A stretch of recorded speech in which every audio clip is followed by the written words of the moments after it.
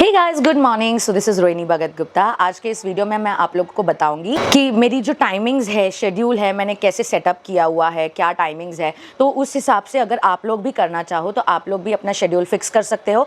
हालांकि एकदम परफेक्ट अगर मेरी टाइमिंग आप लोगों को नहीं जमती है तो आप थोड़ा बहुत आगे पीछे कर सकते हो, नो वरीज। ठीक है। तो फर्स्टली इन द मॉर्निंग मैं उठती हूँ 6:30 या फिर कभी कभी 7 o'clock। ठीक है। और रात को definitely videos in all upload करते करते 12 बज जाते हैं सोने में, 12 साढ़े 12।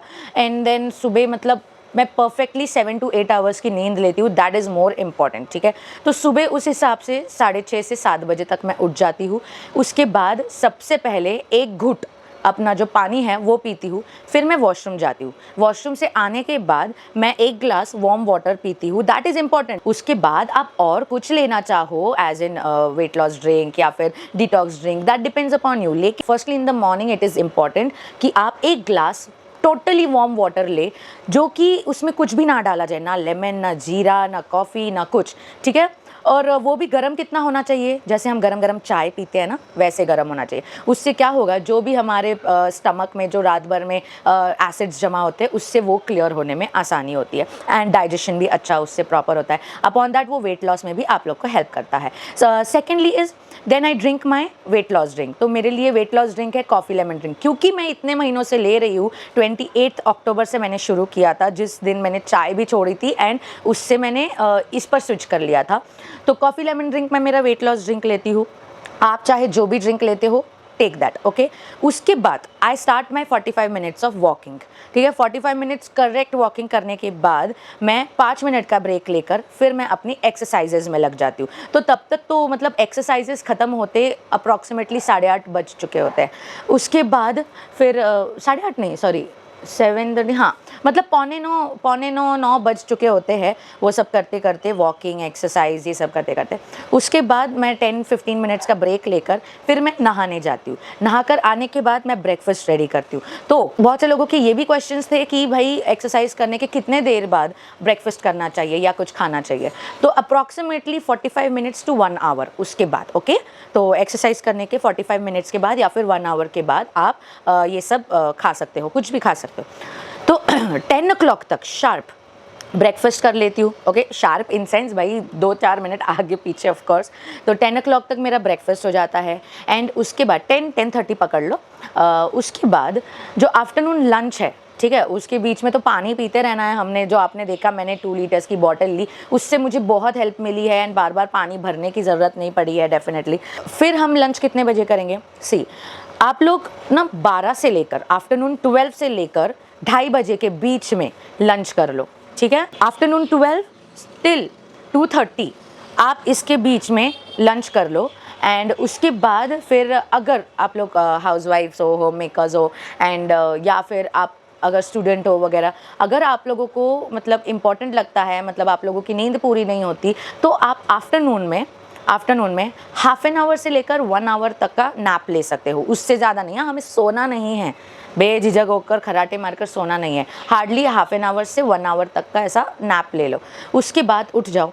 4-4:30 तक आप अपना जो भी स्नैक टाइम है, जैसे कि न्यूट्री चॉइस का देखो एक सीड्स वाला बिस्किट आता है, मैं साइड पर दिखाती हूँ। उसको मैंने सर्च किया, उसमें ना व्हीट आटे से बना है, वो गेहूं के आटे से। एंड उसमें बहुत सारे सीड्स है, सीड्स जो हमारे बहुत इंपॉर्टेंट होते हैं हमारे डाइट में लेने के लिए। एंड जैसे मल्टीग्रेन होता है ना, तो उसी किस्म के उसमें फ्लैक्स सीड्स होते हैं, देन उसमें मेलन सीड्स होते हैं, मगज एंड ऑल। तो ये सब बहुत यूज़फुल होता है।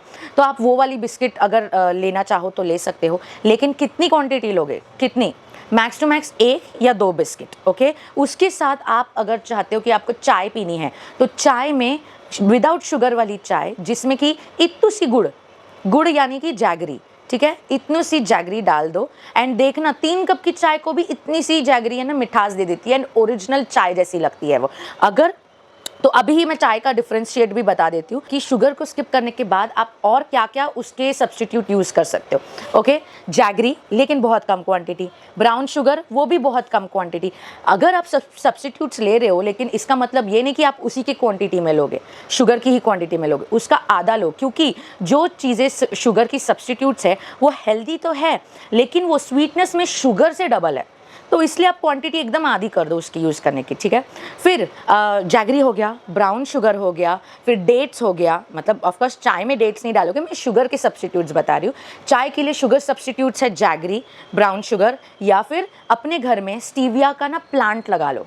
ओके, स्टीविया के जो पत्ते होते हैं उसका प्लांट लगा लो, किसी भी जो फेरी वाले होते हैं ना, फूल बेचते हैं, उनके पास भी मिल जाएगा, या फिर जो क्या बोलते हैं प्लांट वाले शॉप्स होते हैं उनके पास मिल जाएगा।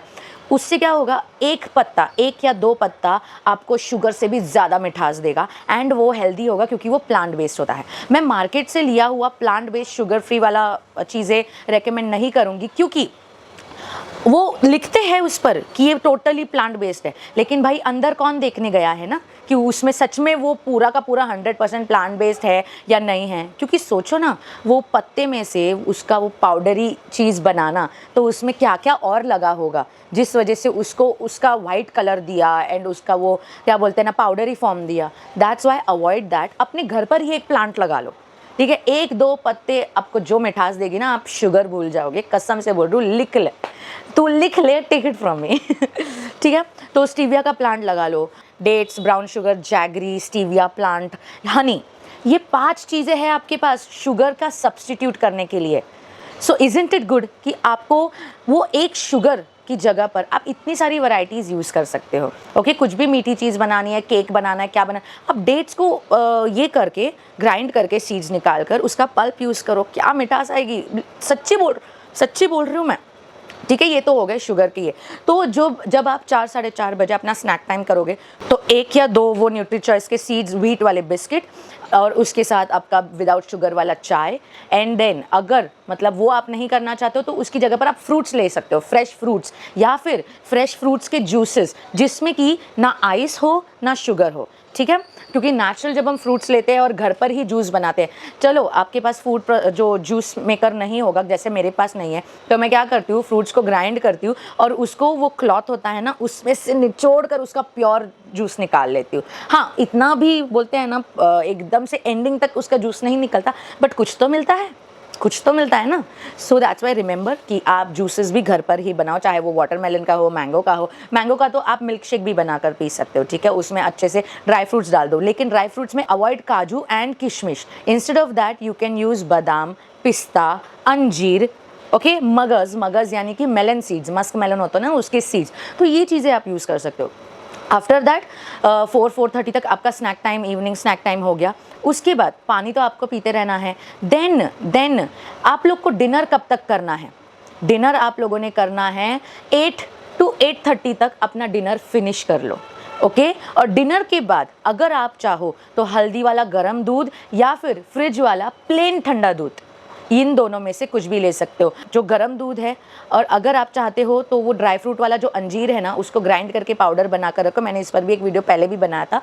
एंड उस पाउडर का 1 चम्मच अपने गर्म दूध में डालो और वो पी जाओ। देखो, नीज़ पेन के लिए, अच्छी नींद के लिए दूध बहुत अच्छे से काम करता है। और ठंडा दूध जो होता है ना, मतलब हम बॉईल करके उसे रूम टेम्परेचर पर ठंडा करते, फिर उसे फ्रिज में रखते हैं, तो वो ठंडा दूध जब आप पीते हो तब आपको जो भी एसिडिटी की प्रॉब्लम है ना, वो सॉर्ट आउट हो जाती है। ये मेरा पर्सनल रिव्यू है, पर्सनल, क्योंकि एक टाइम आया था, लाइक मेरे ख्याल से 15 दिन पहले, मुझे इतनी बेकार एसिडिटी हो गई थी अचानक से, आई डोंट नो, मतलब इधर है ना, मुझे फील हो रहा था वो एसिडिटी के बॉल्स, ऐसा बाप रे बाप, मेरा पीठ और ये ऐसी हालत हो गई थी। तो इस वजह से ना मैंने सब कुछ ट्राई किया, सब कुछ, बनाना पर हनी डालकर खाया, मतलब ऑल रेमेडीज़ मैंने ट्राई की, सब ट्राई किया, मुझसे बर्दाश्त नहीं हुआ, रात को मतलब ऐसा हुआ। तो मैंने ना एक और रेमेडी देखी कि ठंडा दूध पीना है, उसमें कुछ में नहीं डालना। मैंने वो पिया, मानोगे नहीं, 2.5 घंटे बाद मेरा वो जो है ना, मतलब मुझे फील हुआ कि वो निकल रहा है। एंड इतनी भड़भड़ात मैंने जो फाट छोड़ी, जिस वजह से मेरा पूरा गैस निकल गया। तब मैंने सोचा ये दूध, ठंडा दूध मेनली मेरे जो डेली रूटीन में ये ऐड होगा ही होगा, चाहे मैं डिनर करूँ ना करूँ, ये मेरे रूटीन में ऐड होगा। दैट्स वाई अगर अब मतलब बोलते हैं ना यार, किसी को पर्सनल एक्सपीरियंस से ही वो पता चलता है वो चीज़ काम करती है नहीं करती है। बनाना पर हनी डालकर खाना वगैरह ये सब कुछ काम नहीं किया, सिर्फ ठंडा दूध काम किया, ठीक है। तो अपने डाइट में, मतलब अपने फूड रूटीन्स में रात को डिनर में 1 ग्लास मिल्क, चाहे वो गर्म हो या ठंडा, ऐड करो, क्योंकि उससे एक तो गर्म दूध से नींद अच्छी आएगी और ठंडे दूध से आपको एसिडिटी की कोई प्रॉब्लम नहीं होगी, ठीक है। तो 8-8:30 तक अपना डिनर फिनिश कर लेना है, एंड देन डन। उसके बाद फिर 2-2.5 घंटे बाद आप सो जाओ आराम से। बस यही है सिंपल सा रूटीन, इसमें और कुछ एडवांस करने की ज़रूरत नहीं है। और जो लोग इंटरमिटेंट फास्टिंग करते हैं ना, इंटरमिटेंट फास्टिंग करते हैं, मैं उन लोगों को बता दूं कि अगर आप लोगों को सिवियर एसिडिटी प्रॉब्लम है या आपको कभी भी एसिडिटी हो सकती है, आपको ऐसे लगता है कि भाई मुझे महीने में एक आध बार तो एसिडिटी होती है, please don't do intermittent fasting, ठीक है। क्योंकि उसमें क्या होता है, दोपहर को 12 से लेकर इवनिंग के 7 बजे के बीच में हम तीनों मील्स कंप्लीट करते हैं, जिससे कि फूड को डाइजेस्ट होने का मौका ही नहीं मिलता।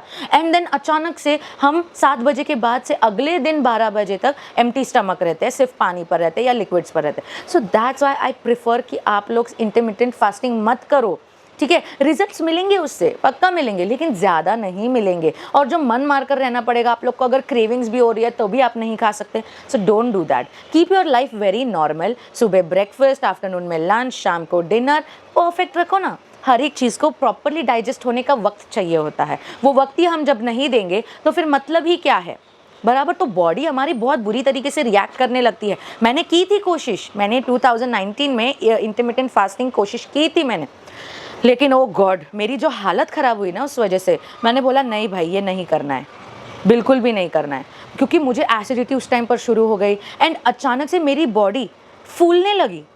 वज़न भले कम हो रहा था बट मेरी बॉडी ना सूजने लगी थी। तो मैंने बोला ये मैं नहीं करूँगी, क्योंकि हमारे बॉडी में हवा भरते जाती है, फूड अच्छे से डाइजेस्ट नहीं होने लगता, क्योंकि हम टाइमिंग्स ही नहीं देते। बस गपागप गपागप गपागप तीनों मील्स उस 12 से लेकर 7 के बीच में 7 घंटे में कंप्लीट करना। How is it possible? तो इस वजह से आई वुड सजेस्ट कि आप लोग ये मत करिए इंटरमिटेंट फास्टिंग, बाकी सब आप लोगों की इच्छा। एक और चीज़ गाइस, अगर मैं क्वांटिटी प्रोपोर्शन और हैवी मील प्रोपोर्शन में बताऊँ तो breakfast should be the heaviest meal, okay. क्योंकि जो सुबह ब्रेकफास्ट स्किप करना या फिर सुबह एकदम लाइट ब्रेकफास्ट करना, उससे क्या होता है आपको पूरे दिन में वो एनर्जी नहीं मिलती, ठीक है। So breakfast should be the heaviest meal and then lunch उससे थोड़ा हल्का, ठीक है। लंच एकदम हैवी नहीं होना चाहिए, लंच मीडियम होना चाहिए। एंड देन डिनर तो लंच से भी और ज़्यादा हल्का। सो रिमेंबर दैट कि आपको कौन सा मील हैवी करना है, कौन सा मीडियम एंड कौन सा सबसे लाइट, ओके। क्योंकि क्या होता है दिन भर के एनर्जी के लिए हमें, अच्छा जब हम फूड खाते हैं तो उससे हमें एनर्जी मिलती है एंड दैट इज़ इंपॉर्टेंट। रात को हम क्या करते हैं, हम सो जाते हैं, बराबर, हम आराम से 7-8 घंटे के लिए सोते हैं। सो दैट्स वाई कोई बॉडी को मूवमेंट नहीं मिलती, कोई ज़्यादा बोलते ना वर्कआउट नहीं मिलता। इस वजह से dinner should be the lightest one. Dinner should be मतलब एकदम लाइट होना चाहिए, ठीक है। माना आप लोगों को अगर भूख लगती है then that is different thing, you can add, you can have it, okay. लेकिन अगर मेरी मानो तो अप्लाई दिस शेड्यूल की ब्रेकफास्ट सबसे ज़्यादा heavy, lunch medium and dinner सबसे light. This will help your cravings, your stomach will also be full, जिससे कि आपको ज़्यादा भूख भी नहीं लगेगी, ओके।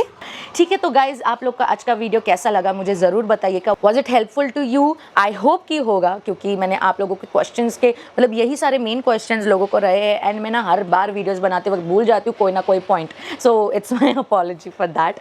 लेकिन चलो कोई नहीं। और हाँ, आप लोग को ना मैं यहाँ पर जो प्लेलिस्ट सेक्शन होता है ना वो कहाँ पर है वो दिखा देती हूँ, ताकि आप लोगों को मेरे जो इम्पोर्टेंट वाले वीडियोस है वो कहाँ मिलेंगे, एक ही जगह पर आप सारे वीडियोस देख सकते हो। जैसे कि मैंने 75 हार्ट चैलेंज के लिए प्लेलिस्ट बनाई थी, वैसे ही मैंने इस इम्पॉर्टेंट टॉपिक्स वाले वीडियोस के लिए भी प्लेलिस्ट बनाई है। तो आप लोग को अगर मेरे वीडियोज़ में सब मिक्सअप दिखता है ना, तो आप प्लेलिस्ट सेक्शन में जाकर यहाँ पर इम्पॉर्टेंट वाली प्लेलिस्ट को ओपन करके फिर आप मेरे ये सारे वीडियोज़ एक ही जगह पर देख सकते हो, ठीक है। चलिए गाइज, मिलती हूँ मैं अगले और इन्फॉर्मेटिव वीडियोस में। फिलहाल तो अब मेरा सुबह का रूटीन चालू है, वो तो आप लोग देखोगे ही, इसके बाद आएगा डे 63 का vlog. And thank you so much guys for all your love and all your support. Bye टेडियंस, love you all, take care.